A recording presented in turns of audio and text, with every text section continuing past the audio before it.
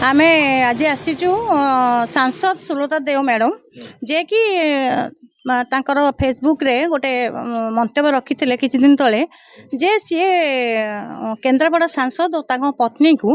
तांकर पिला नाही एवं तांकर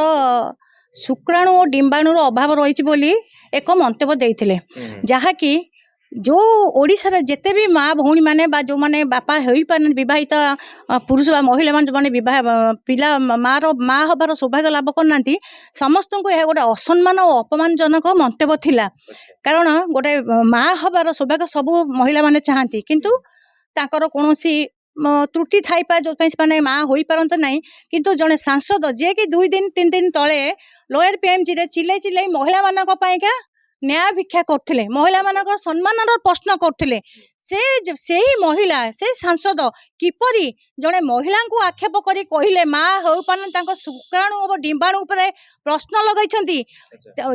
सांसद तांको स्त्री को नु से ओडिसा रे थिबा समस्त महिला जो माने माँ होई पानांती तांकर मातृत्व उपरे प्रश्न उठैतंती तांको अधिकार किए देला महिला को असम्मान अपमानजनक मंतव्य दबा पाइका